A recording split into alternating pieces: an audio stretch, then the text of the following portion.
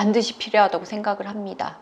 왜냐하면 상간소송을 하고 말고의 문제는 단순히 그냥 내가 권리를 행사한다 만다의 문제를 넘어서서 내 가정을 지키는 문제가 될 수도 있고, 고통받는 이 사건에서 벗어날 수 있는 하나의 계기가 될 수도 있어요. 여러분께서 한번 생각을 해보세요. 내가 초록불에 횡단보도를 건너고 있는데 갑자기 어떤 차가 신호를 위반해서 들어와서 나를 쳤어요. 그 상황에서 내가 많이 다쳤단 말이에요.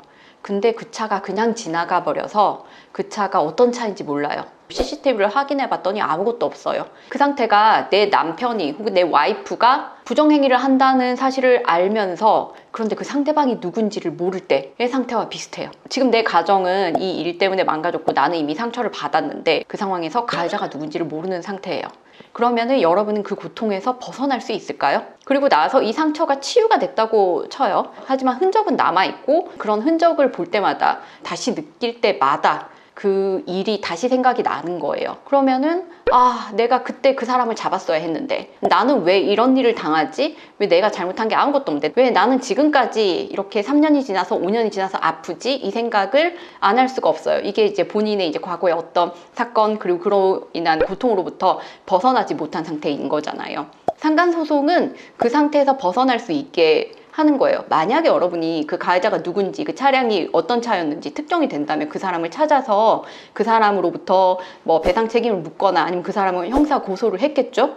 그리고 나서 그 사람이 했었던 그 어떤 잘못에 대해서 책임을 지게 하거나 적절한 배상도 받고, 이 모든 것을 다 했을 거란 말이에요. 그 다음에는 여러분은 그 일로부터 어느 정도 벗어날 수가 있는 거잖아요. 상간소송은 여러분이 그 과거에 있었던 어떤 사건이 종결되었든 아니면 현재 진행형이든 간에 그 사건으로 인한 정신적 고통을 배상을 받을 수 있는 하나의 방법이에요.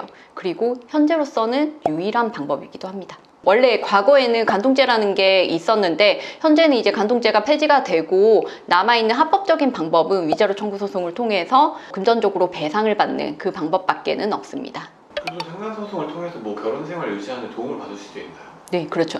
조금 다른 비유를 한번 해볼게요. 내 남편 혹은 아내, 그리고 그 상대방의 심리 상태에 대해서 한번 생각을 해볼 수가 있어요. 일단 유부남 유부녀인, 한마디로 바람핀 그 배우자에 대해서 한번 생각을 해볼게요. 이건 아주 단순하게 우리가 생각을 해볼 수 있습니다. 만약에 여러분이 여성의 경우에는 뭐 샤넬 백과 버킨 백을 가질 수 있다면 두 개 다 가지시겠어요? 둘 중 하나를 굳이 선택을 하시겠어요? 둘 다 가질 것 같아요. 그럼 차를 한번 생각을 해볼까요? 벤츠가 있고 BMW가 있어요. 둘 다 가질 수 있어요. 그렇다면 여러분 둘 다 가지시겠어요? 하나만 선택을 하시겠어요?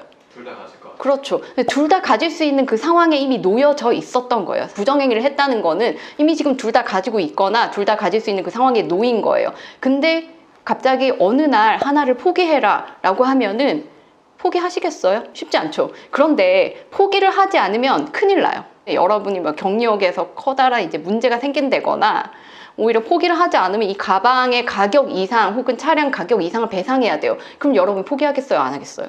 할 것 같아요. 그렇죠. 근데 그런 게 아니라면요, 누군가 그냥 너 하나 포기해 라고 말만 했다면요, 그럼 쉽게 포기할 수 있을까요? 그 심리 상태를 그대로 우리 사건으로 가지고 와보면 쉬워요.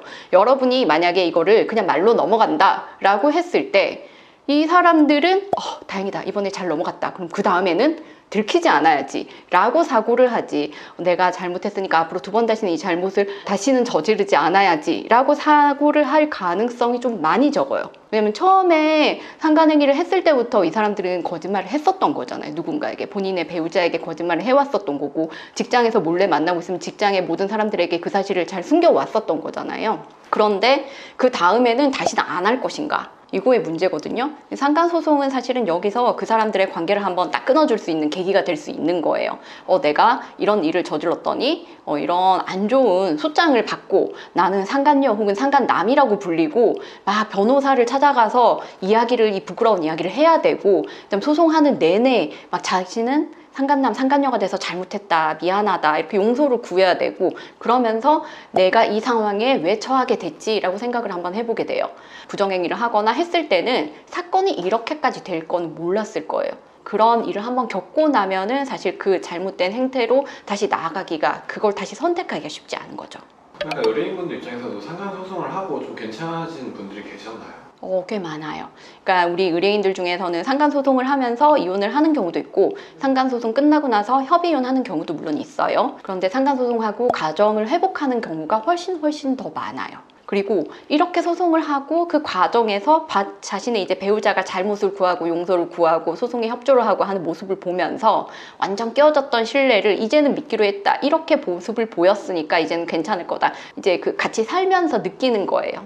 정말 변화했다는 걸 느끼고 그렇게 해서 뭐 여행 다니고 잘 다녀왔습니다. 이제는 진짜 저 남자가 혹은 저 여자가 이제 더 이상 안 만나는 것 같아요. 이번 여행에서 막 울더라고요. 이런 이야기도 하시고 본인이 이제 가정이 완전히 회복이 됐다라는 소식을 저한테 전해주시는 의뢰인들도 가끔씩 있어요. 그러니까 상간소송을 하면은 아무래도 그 맞소송도 당할 가능성이 있잖아요. 맞소송이 어떨 때 있냐면 내 남편이 혹은 내 아내가 바람이 난 상대방도 가정을 이루고 있다 라고 하면은 맞소송이 가능합니다. 우리가 피해자잖아요. 그리고 내 남편이 혹은 내 와이프가 가해자가 되는 건데 상대 그 부부에 있어서도 피해자 가해자가 있는 거예요. 각각 원고가 될 수 있는 거예요. 그래서 우리가 소송을 시작을 했는데 만약에 상대방의 배우자까지도 알게 됐다 라고 하면은 그 소송 끝나고 나서 혹은 그 소송 중에 상대방의 배우자도 맞소송이라고 똑같이 나의 배우자에게 상간소송을 제기를 할 수 있습니다. 이걸 우리가 맞소송이라고 합니다.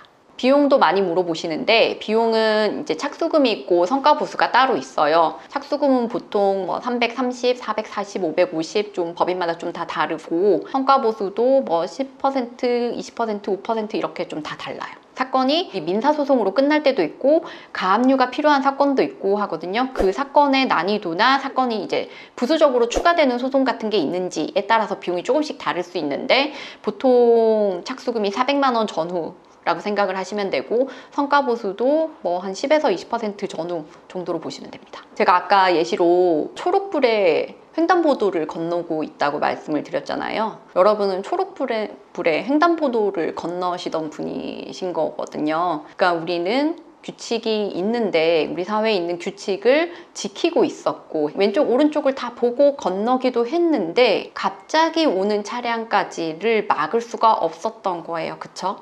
그러면은 이렇게 교통사고가 났을 때 우리가 내가 초록불에 건너고 있었으면은 내가 잘못한 게 없다라는 거 우린 너무나 잘 알고 있잖아요. 여러분이 가정에서 이런 일이 있었을 때 특히 가장 많이 생각하시는 게 내가 이랬으면 저 사람이 바람을 안 폈을까? 저랬으면 좀 나았을까? 그런 가정에 집중을 했었을까? 이런 생각이신데 여러분의 탓이 아닙니다. 그러니까 여러분이 스스로를 탓하지 마시고 일단 이 상황을 어떻게 헤쳐나갈지 거기에 집중을 하세요. 여러분의 탓이 아닙니다. 감사합니다. 최혜은 변호사였습니다.